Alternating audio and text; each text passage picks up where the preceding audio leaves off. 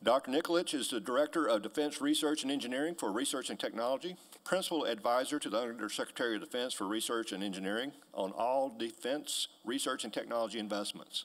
And there's a lot more here, but I want you to hear from him. So Dr. Mitch Nikolich, thank you.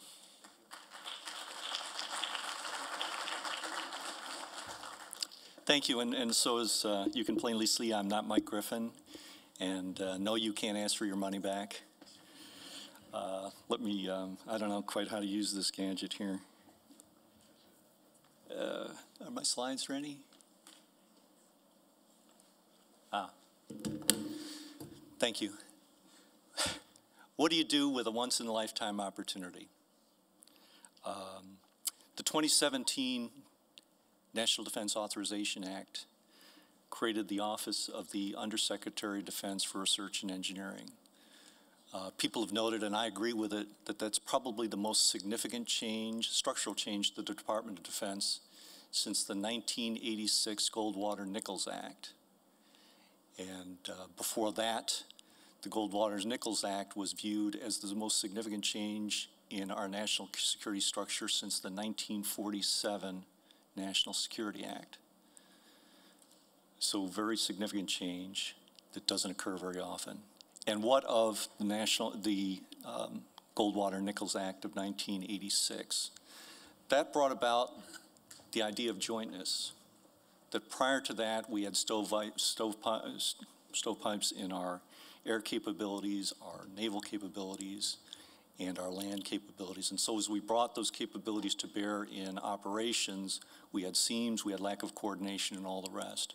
Goldwater-Nichols brought jointness into the culture of the Department of Defense. And we've retained that culture ever since. So today it's unimaginable that we would undertake military operations in a way that isn't fully integrated, fully coordinated, fully able to work in a synchronized and coordinated way. I think about what we're doing in the stand-up of the research and engineering, however, in a much broader perspective. And it's this. That over the last 75 years, there have been two major instances that come to my mind where the nation has turned to its technical community to solve a global problem in times of desperation. At the height of World War II, we assembled the scientific community to build the atomic bomb. And more in my experience was in the mid-'80s, President Reagan challenged the scientific community to come together and turn its talents to the threat of nuclear warfare.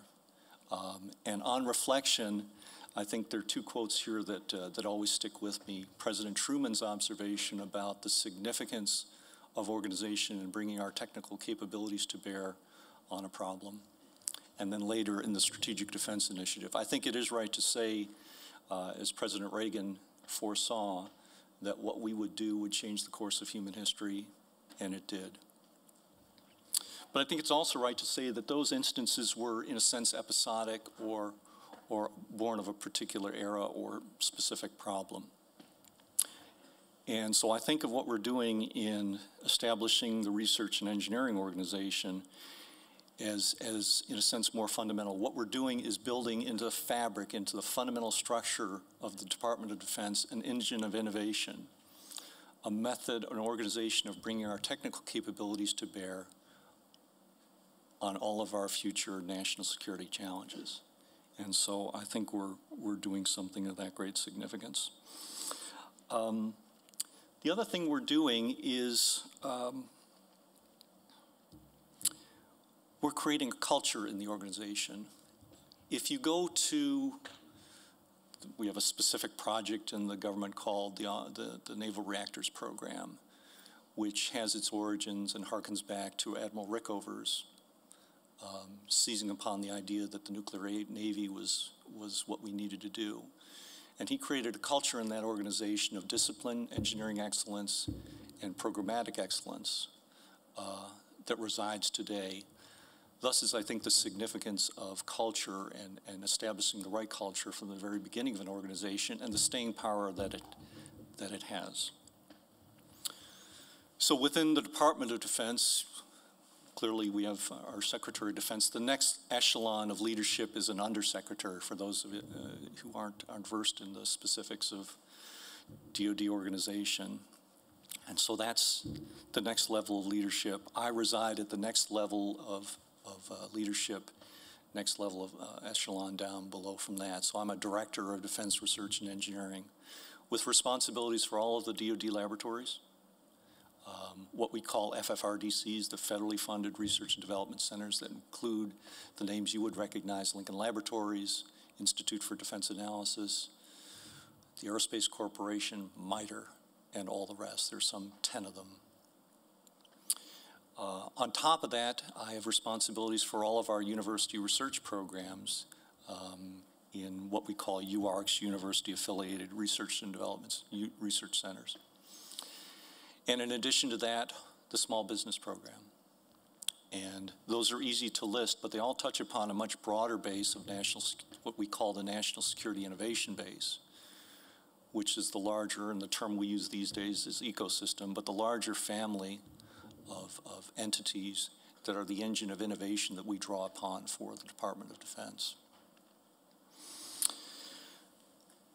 You can't look at that and not be impressed with the intellectual and technical horsepower that that represents.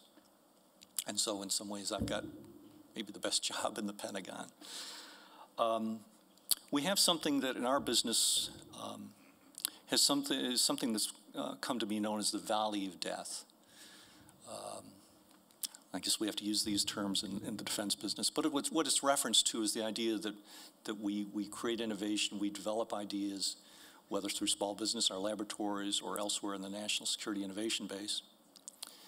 And there's a huge gulf between those innovations and how we ultimately infuse those capabilities into the major systems that we acquire and place in the hands of our warfighters. And so that's the reference to this Valley of Death, and is viewed as an impediment or my terms, a potential barrier between innovation and capability on the battlefield.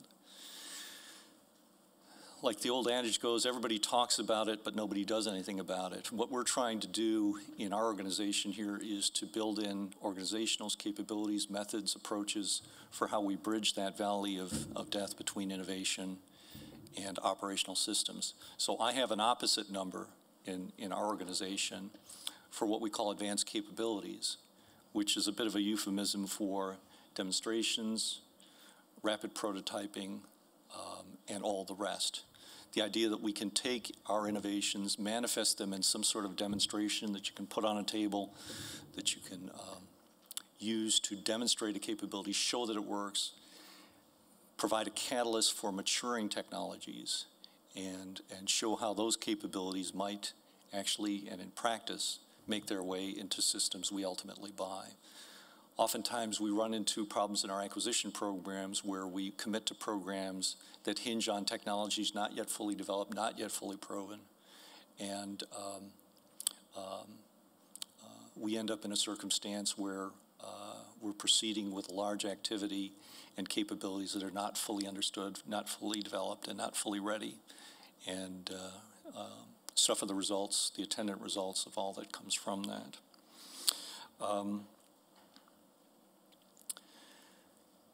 The other thing we're assembling in our organization is all of the major defense agencies that have traditionally been the engines of innovation. I was lucky enough to start my career in the Strategic Defense Initiative Organization. Actually, as a point of note, that's where actually I met Mike Griffin for the first time and ultimately worked for him. Now known as the Missile Defense Agency. And within the Missile Defense Agency, to be sure, we've got resources going to sustaining our capabilities, other resources going to expanding our existing stocks of capability, but also retains its need to undertake technology development and innovation. And one of the things that we're working on right now is trying to achieve the proper balance of those capabilities within the resources we've got. But that organization has got a long legacy of innovation, and I've had the privilege of being part of that. DARPA is another part of our organization. Born of the era of an unpleasant space surprise, it retains its character of innovation, and I can say that whenever I get a little depressed, I always bump over to DARPA to see what they're up to, and it always renews your sense of the possibilities and imagination.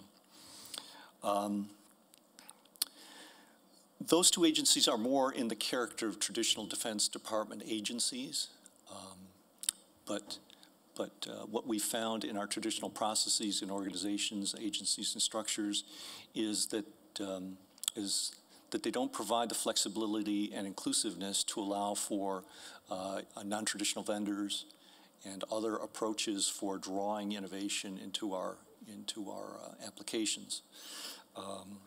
So we have two additional organizations. I don't want to bore you with the alphabet soup, but I do want to sort of describe the character. So we have something called a Strategic Capabilities Office,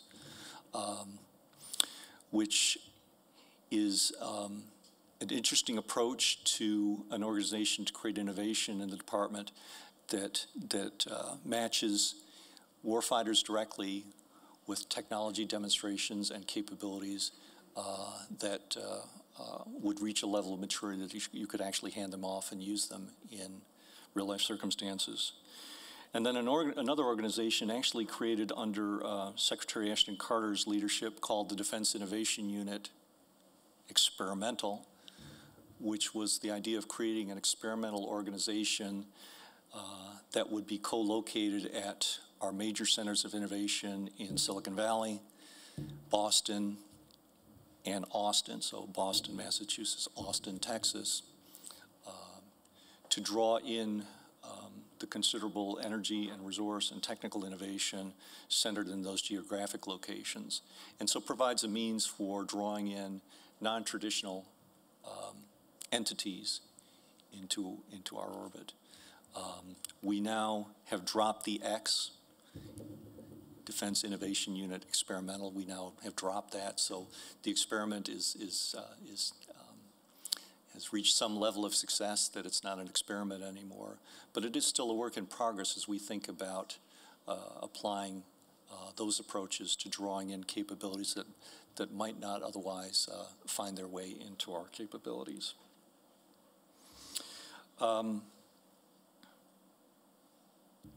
In addition to that, we are establishing positions that we call associate directors, associate directors, to manage the department's efforts in some 9 key technical areas. I'll describe them a little later.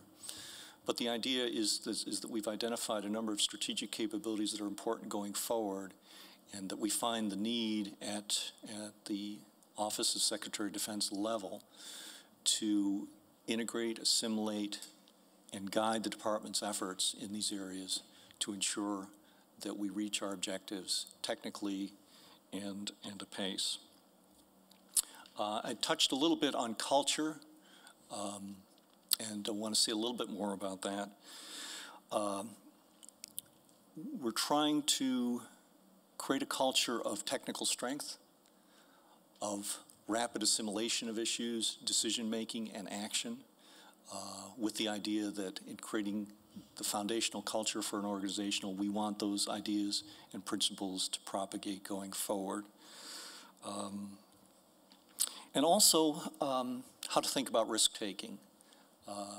We all have either experienced or know of instances where we undertake programs and something, we conduct a test, something doesn't go the way it's expected. Some people will call that a failure. And we are either fearful or have experienced the unpleasant reality of projects being canceled on the basis of that. Part of what we want to do, I mentioned the idea of prototyping, rapid demonstrations, and all the rest, but part of that really is maybe better phrased as experimentation. So we look to the idea of using these activities as an opportunity to experiment. I'm finding some success actually in describing how we think about taking risk and what happens when things don't go as quite expected. As a technical person, you call that a learning opportunity. Others view it different.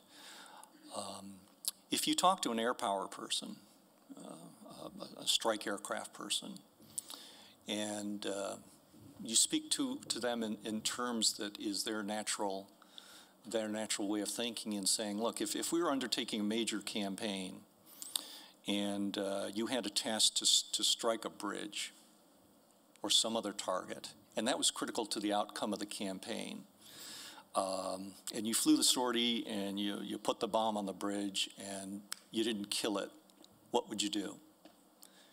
Without thinking, the reflex answer is you strike it again. Carry the discussion a little further and say, okay, well, what happens if you go to strike it again and you don't succeed? At some point in that sequence, the answer will change, well, I'll try a different way. But never in that exchange do you experience the answer that says, I give up. I'm not going to try anymore.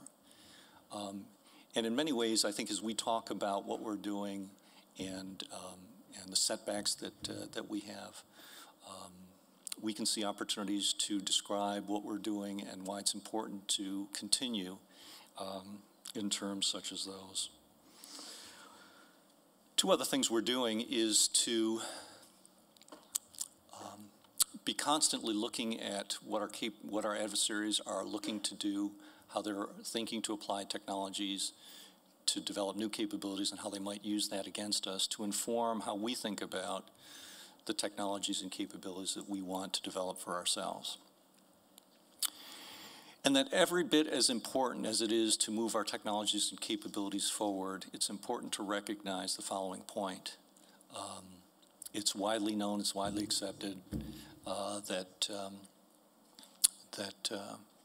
our technical lead is shrinking, that other nations are taking our capabilities, stealing them away from us, and using those capabilities against us. So it really makes, in some sense, questionable sense to advance all the capabilities that we're talking about, only to have them stolen out from under us, and then in turn arrayed against us. So integral to everything we're doing in advancing our capabilities carries with it the idea of strategic protection of those technologies. Given the wide array of capabilities we do, the answer to how you do that is specific to each of those. But integral to the idea of advancing technology has to do with the idea of how we protect those capabilities. Achieving the proper balance, whether we're at the university level to ensure the fundamentals of academic freedom and all the rest, or in some of our more confined capabilities in classified settings. But it's now a conscious effort of everything we're trying to do as we advance our capabilities.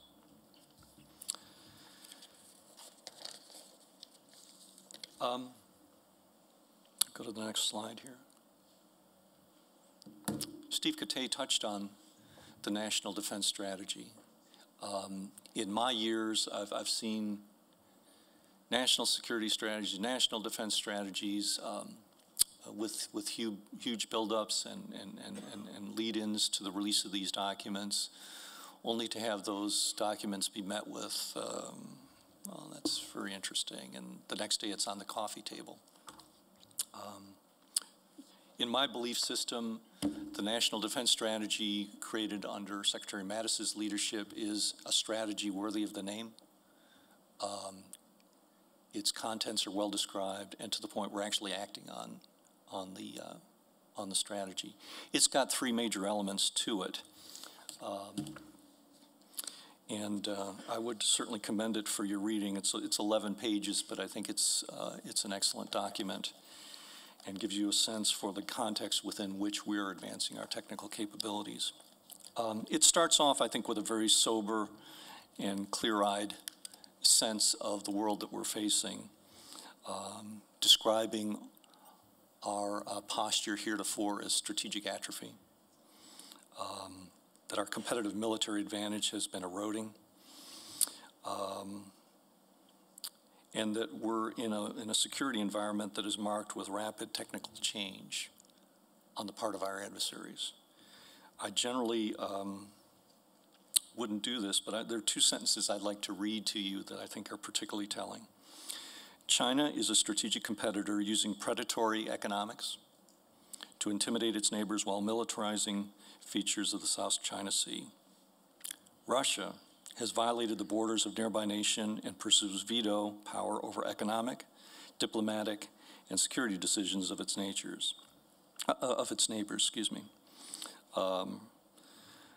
Both of these nations are undertaking actions outside what have long been viewed as responsible, rule-based and order-based rules and norms of international behavior. A current example in the news now has to do with Russia's violation of the Intermediate Range Nuclear Forces Treaty, a violation first noted and reported under President Obama's administration and remaining an active topic under President Trump's administration. I call that one out specifically because the INF Treaty was in some ways viewed as the turning point in the Cold War, away from threat and challenge and to the hope of reducing tensions. And so that one is, I think, a particularly distressing circumstance. Steve touched on the three pillars of the National Defense Strategy: increased lethality, alliances, and reform. With all due respect to the Naval, and I don't know if Admiral Ellis is still here, but it brings with it a certain character when a Secretary of Defense who's a Marine talks about increased lethality. We use terms like dominance and overmatch. What we're really talking about here is the broader sense of lethality, to have the capabilities across all domains: land, sea, air, space, cyberspace, to dominate, because that's what's necessary for us to secure our interests and our capabilities. I want to say something about, actually, I'd like to say a number of things about alliances. The speaker you were promised is not here because actually he is working one element of alliances. One of the things that we've gotten ourselves into over the last period is I think we've fallen off our game a little bit in terms of being as active as we can through our alliances across all capabilities, but including technology, space, and all the rest. These tend to be natural areas where there's an appetite on the part of our allies and friends to work with us, and we're turning that around. The strategy identifies 5 sort of regional areas, and in some sense of priority here, starting with the Indo-Pacific, which is now our current term of art, NATO. Russia is taking actions to undermine and disrupt the cohesion of NATO, and that is not to our interests. As we think about the Middle East, our interests are ensuring that no dominant power in the region emerges whose interests are inimical to those of the U.S. We benefit from a relatively stable Western Hemisphere. That has been a very stable platform for us for as long as I can think about it. And yet the hemisphere is under strategic challenge in the context of what Steve called, and I think is rightly described, as a return to great power competition. The good news about great power competition is we kind of know it. That's kind of what the Cold War was, so it's familiar in a sense. The bad news is instead of 1, it's 2. So Russia and China are now 2 major strategic competitors trying to displace our influence around the globe, and doing it in ways that I think of it this way. As the U.S. undertakes its alliances and its forward presence around the world, I think by any objective measure, any sensible person would agree we're a benevolent nation. Yet, as to Russia and China, and particularly China, as called out explicitly in the National Defense Strategy, predatory behavior economically, coercion, and those relationships are really one-way streets where China benefits and the other partner doesn't. So these things are of a different character and presage a global circumstance that's worrisome. Let me speak to reform. There's probably a reflex action that, well, what they're talking about there is sort of, you know, all the process stuff, and you know, as engineers and technical people, maybe we're not too concerned about. Maybe that's sort of the backroom business processes of accounting and moving the paper around and all the rest. But that's not actually what the strategy describes, and I'd call out a couple of major items that have bearing, I think, on the interests of the audience here. We use the term in the context of reform of speed of relevance. That's part of our vernacular and is intended to describe not only the idea of rapidly developing technologies and capabilities, but points out specifically that those who will prevail are not the ones who develop the technology fastest, but are those who can develop the technology and bring it into operational capability the fastest. We need to think about how new technologies can enable new forms of warfare, or really the broader sense of that, how we can apply instruments of national power for our own security and for the good of the rest of the world.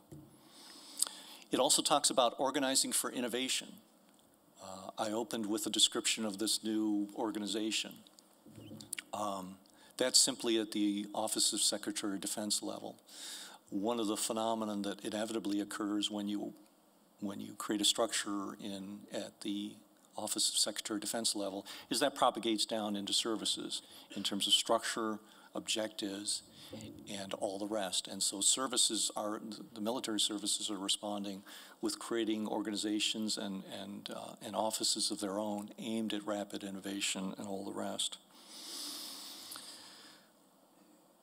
It emphasizes speed of development and speeding the process from development to fielding, and this comes back specifically to the idea of prototyping, using prototyping as a venue for experimentation, and really the more sensible idea of how we think about developing requirements, where you conduct experimentation, you understand where technologies can take you, and then you use that as a basis for determining requirements of systems that you want to go off and acquire.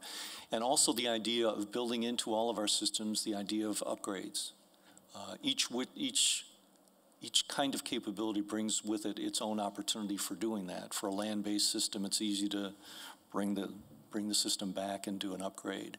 For space systems where you're putting a fixed capability in space, we can think of ideas of rapid replenishment, substitution, evolution, and all the rest. And then it closes, I think, with something that rings true to me, and that is this idea of harnessing and protecting a term I'm liking more and more, as discussed in my business, the National Security Innovation Base. It includes the organizations we talked about, but really that's just the tip of the iceberg in terms of the overall nation's resources, means, capabilities, and organizations that innovate in the technical domain.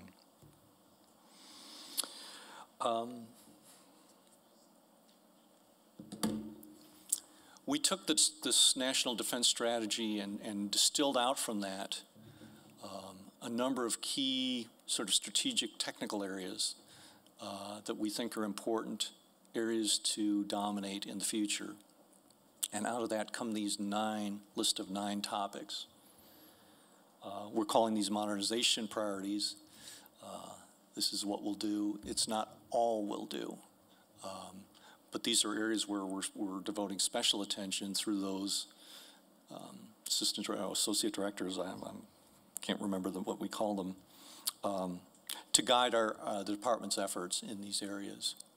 And I'd like to skip down the list here and make a few observations about each of the areas. Let me call out quantum science. I'm reminded of that country music song that says, "I was country before country was cool." The Department of Defense was quantum before quantum was cool. So we have actually a good running start, good knowledge of capabilities and where we might go with quantum science.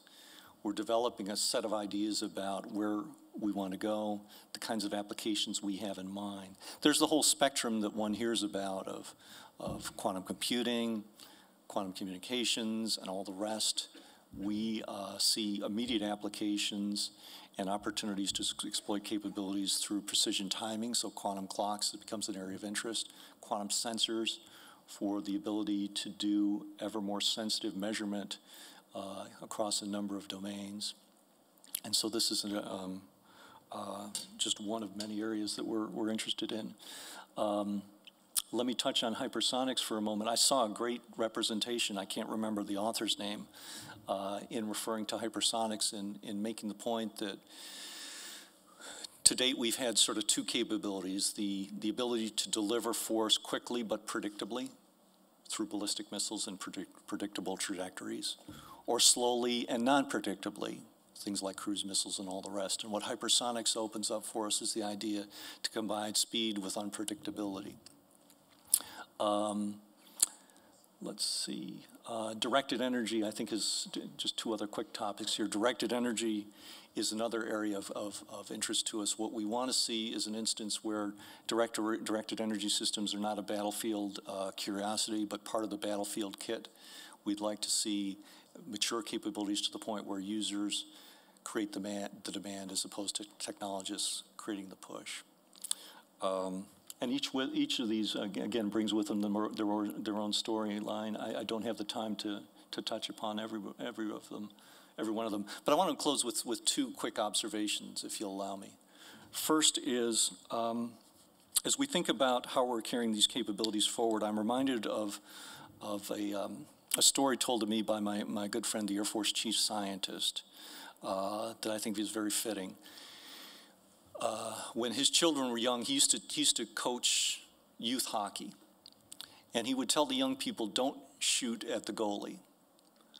This was born of his experience in noting that the young kids, when they would get to the point where they could figure out how to break through the defensive lines, inevitably would approach the goaltender and shoot right here. And so don't shoot the goalie was an expression to say, don't shoot where the goalie is, shoot where the goalie isn't. Or more to the point where the goalie can't get to. So as we think about the capabilities that we want to develop here, we'll be thinking about how we carry these capabilities forward with the idea of threatening those areas where the goalie isn't or the goalie can't get to. And then finally, as we think about how we array all these capabilities, I'm reminded of what we did in the Strategic Defense Initiative program, something we called block and branch. And it was the idea that we would confront the Soviets with a set of capabilities that would confront them with a decision that says, okay, I can't get through this capability. I'll make a decision to go this way or that way. And that we would have thought through that logic and had, in turn, blocking capabilities for those choices and all that flows from that. So you confront the adversary with kind of a no-win proposition, that no matter where they turn, no matter which way they wish to turn, they're confronted with a capability they can't overcome. So as we think about how we're going to array these capabilities, that's something central to our mind. I want to close with maybe just two final sentences in saying most people don't like a surprise, and I tend not to either, but I was confronted today with a very pleasant surprise. The pleasant surprise being the strong representation of young people, the students here today, and so I want to make special note of that. My graduate advisor said something that stuck with me to this day, and that was, and I apply it to me now at my stage of life, is my generation got to solve all the easy problems. You get to solve the tough ones, but the future's yours. So with that, I'll close and maybe take questions if the time permits. Yeah, let's thank Dr. Nikolich.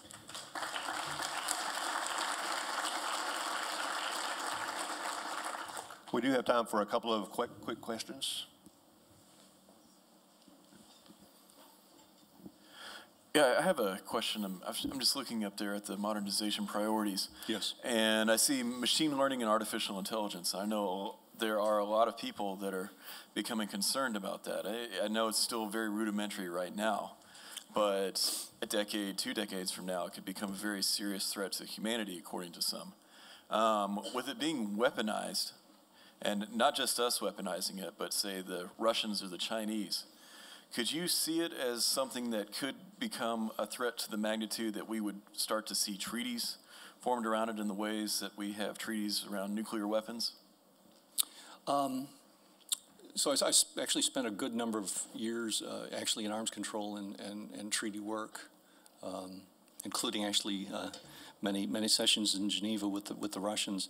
The experience that I think bears out is that treaties tend to they tend to follow as opposed to lead, and so we certainly have heard ideas about for these very formative ideas where we haven't really seen the possibilities or experienced the results we wish to forestall.